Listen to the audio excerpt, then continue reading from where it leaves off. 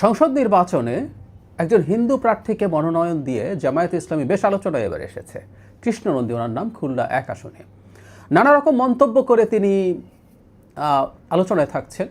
তিনি তার হিন্দু ধর্মের স্লোগানের সাথে দাঁড়িপাল্লাকে মিলিয়ে স্লোগান যেমন দিচ্ছেন, তিনি এখন আবার আল্লাহর দূত হয়েছেন, দূত হিসেবে এসছেন, এরকম মন্তব্য করছেন। দুদিন আগে তিনি একটা জনসভায় বলছেন, আমাদের নেতা ডাক্তার শফিকুর রহমান আপনাদের মাঝে পাঠিয়েছেন। কেন পাঠিয়েছেন? আল্লাহর তরফ থেকে দূত হিসেবে আমাকে এখানে পাঠিয়েছেন, না হলে আমি কেন আপনাদের পাশে আসব, কী জন্য আসবো? আল্লাহর তরফ থেকে দূত হিসাবে কৃষ্ণ নন্দীকে পাঠানো হয়েছে। কথাগুলো এইরকম। এসব বলা দূরে থাকুক, ন্যূনতম লজ্জা কিংবা আত্মসম্মান বোধ যদি থাকতো, কৃষ্ণ নন্দীরা জামায়াতের এমপি নমিনেশন নিতেন না। আমি আবারও বলছি, ন্যূনতম আত্মসম্মান বোধ যদি থাকতো, ন্যূনতম লজ্জা যদি থাকতো, তাহলে তারা জামায়াতের মনোনয়ন নিতেন না, আরও অনেককে দিলেও। এটা জাস্ট একটা নির্বাচনের ডিল, লোভের ডিল, এমপি হওয়ার ডিল। কেন বলছি?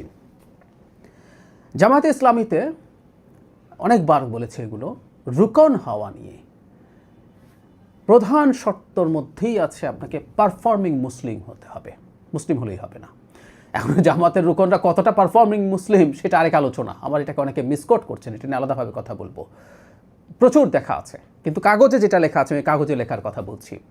সুতরাং রুকন হওয়ার জন্য, রুকন আবার সদস্য, এটাও একরকম সদস্য, এটা নিয়ে অনেকে চিট করছেন যে অমুসলিমরাও তো জামাতের সদস্য হতে পারে। উত্তর হচ্ছে না, রুকন হতে পারে না, তারা সহযোগী সদস্য হতে পারেন। এবং যে কেউ কনস্টিটিউশন যদি পড়েন তাহলে দেখবেন সদস্যরা, আমরা ছোটোবেলায় বলতাম খেলার মধ্যে, দুধ ভাতের মতো, তারা দুধ ভাতের মতো। কারণ রুকনরাই যাবতীয় কর্মকাণ্ড পরিচালনা করেন, তার আমিন নির্বাচন, কেন্দ্রীয় কমিটি নির্বাচন, মানে দল পরিচালিত হয় রুকনদেরকে দিয়ে। তার মানে কোনো অমুসলিম, সেটা হিন্দু, বৌদ্ধ, খ্রিস্টান যিনি হন না কেন, তিনি কোনোদিন জামাতের কেন্দ্রীয় কোনো কাজে পার্টিসিপেট করতে পারবেন না। তিনি সর্বোচ্চ সহযোগী সদস্য হতে পারবেন, তাও এটা মানে অনেক আগে থেকে ছিল তা না, এটা সাম্প্রতিক সময়ে এটা নিয়ম করা হয়েছে। সো কৃষ্ণনন্দীরা এমপি হতে পারেন বা আরও কেউ হতে পারেন, কিন্তু জামাতের সদস্য, কেন্দ্রীয় সদস্য, রুকন হয়ে জামাতের পুরো ভেতরে যে কাজ সেটা পার্টিসিপেট করার যোগ্যতা তাদের নাই। এটা অত্যন্ত অবমাননাকর, এটা অত্যন্ত হিউমিলিয়েটিং। আমি প্রায়ই বলি, বিজেপিরও শর্ত, মানে হওয়ার সদস্য হওয়ার শর্ত হচ্ছে তাদের 3টা আর্টিকেলকে রিলাই করতে হবে, এবং সেগুলো যদি রিলাই করে বয়স 18-র বেশি হলে তিনি বিজেপির সদস্য হতে পারেন। ওই 3টা আর্টিকেলের মধ্যে গণতন্ত্রের কথা আছে, গান্ধীবাদের কথা আছে, ডাইভার্সিটির কথা আছে, শুধুমাত্র অ্যানশিয়েন্ট নলেজ কালচার, এক ধরনের ইঙ্গিত আছে হয়তো হিন্দুত্ববাদের প্রতি বা হিন্দু ধর্মের প্রতি, কিন্তু কোথাও কোনোভাবেই এই শর্ত নাই, কোনোভাবেই এই শর্ত নাই।